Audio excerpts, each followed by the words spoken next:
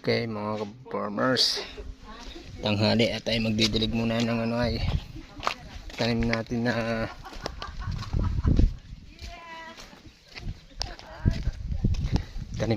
na mustasa tsaka pechay. Nagdala tayo ng binhi ng mustasa tsaka pechay.